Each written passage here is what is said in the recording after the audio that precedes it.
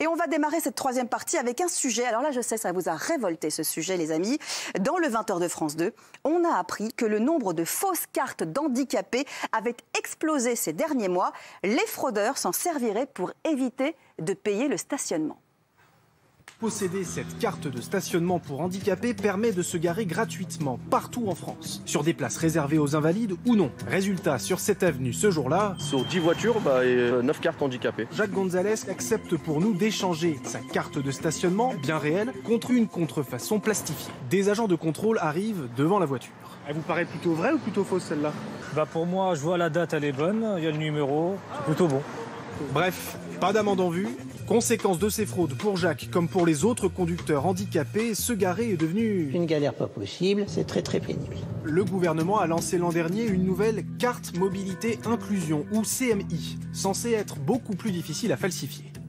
Alors, les fraudeurs, il faut le rappeler tout de même, et on leur rappelle, risquent jusqu'à 5 ans de prison et 75 000 € d'amende. Je sais, Émilie, que vous êtes scandalisée. Oui, ouais, je suis scandalisée. À quel niveau de dégueulasserie on peut être de faire cette chose? Je suis désolée. Les places handicapées, elles ne sont pas là pour faire joli, elles ne sont pas là pour embêter les gens. Elles sont là pour des personnes qui en ont vraiment besoin. Et elles ne sont pas nombreuses en plus. Et elles ne sont pas très nombreuses, et il n'y en a même pas assez, je trouve, à mon sens. Je vais ressortir cette phrase que j'ai vue souvent passer. Prends ma place, prends mon handicap, dans ce cas-là. Oui. Non, mais voilà. Bravo. Il faut pondérer tes propos, je pense, Émilie. Je t'adore, mais si, parce qu'en fait, il faut recontextualiser la chose. Par exemple, en région parisienne, lorsque vous circulez en voiture, vous prenez entre 30 minutes et 1 heure pour trouver une place de stationnement. Et quand vous trouvez une place de stationnement, eh bien, vous devez payer entre 2,40 € et 4 € de l'heure. Et alors, Eh bien, à partir du moment où vous gagnez un SMIC et que vous devez prendre votre voiture pour aller travailler et que vous êtes pressé, je peux comprendre que vous soyez tenté d'avoir une fausse carte. Vous n'êtes pas en train de justifier le fait qu'on ait des fausses cartes handicapées. Non, mais je comprends. En tout cas, c'est illégal. Il ne faut pas le faire. Évidemment, on ne va pas l'encourager ici sur ce plateau. Ce que vous êtes en train de dire, c'est qu'il y a des gens qui le font, mais qui ne se garent pas forcément sur la place handicapée, qui se mettent juste... et qui se garent, oui, voilà, pas sur la place handicapée. Et vous dites ça, c'est normal. Mais oui, parce qu'aujourd'hui, quand vous gagnez un SMIC, comment vous faites? C'est un luxe de se stationner aujourd'hui. Tu crois que les handicapés, ils sont riches? Mais non, je ne dis pas ça. Mais évidemment que non. Mais quel rapport? Mais tu racontes n'importe quoi. C'est pas un problème d'argent, c'est un problème de comportement d'une façon générale. Citoyen tu prends ou pas la place citoyen, de quelqu'un qui est handicapé. C'est même pas tu truandes pour pas payer un parc-mythe. Tu prends la place d'un handicapé. Moi, je dis que le problème, c'est que de toute façon, ils n'ont pas réglé la situation. C'est-à-dire, il faudrait graver carrément les voitures et trouver un système pour pas falsifier, parce que les gens, ils sont tentés de le faire. C'est pas mal ça comme idée, effectivement. Moi, je pense qu'il faudrait surtout plus de place, en fait. C'est ça qui réglerait le problème. Et puis surtout, baisser aussi le tarif. Barnabé, vraiment, je suis désolé, mais payer entre 2 et 4 € de l'heure, c'est pas possible. Quand tu gagnes 1 200 € net par mois, c'est pas possible. Non mais Damien, pardonnez-moi, mais rien ne justifie l'incivilité et le fait de prendre une fausse carte handicapée.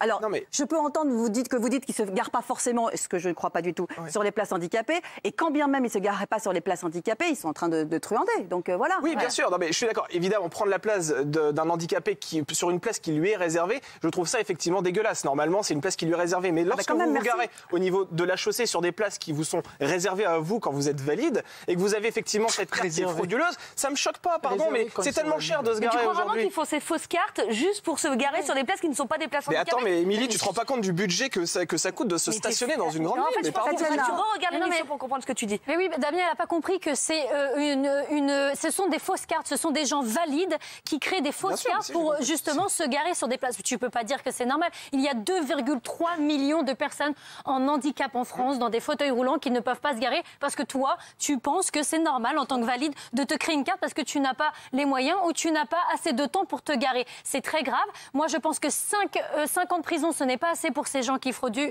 qui font quand même une faute très très grave. Et en plus de ça, je pense que 5 ans, non, c'est pas suffisant. 5 ans, c'est pas mal quand même. Non, c'est pas suffisant. Il y a 75 000 € d'amende quand même. Ouais. En plus, et je pense que leur karma, ils n'y pensent pas à leur karma. Le karma, bien sûr. Leur karma, pendant des générations et des générations, leurs enfants, leurs petits-enfants, leurs arrière-petits-enfants vont manger très grave, Valérie. Et on va rigoler de cette situation. Bon, en tout cas, vraie ou fausse carte, surtout, ne vous garez pas n'importe où. Voilà, c'est tout.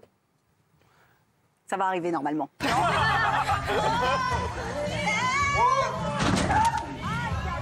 aïe, aïe. Je vous le dis, voilà. Pas près de la piscine. Et le mec, il s'en rend compte, hein. Alors, je l'ai eu au téléphone, lui aussi, bien sûr, et il m'a dit qu'il levait très très bien. Voilà. J'ai un petit peu de mal avec l'articulation, mais ça allait.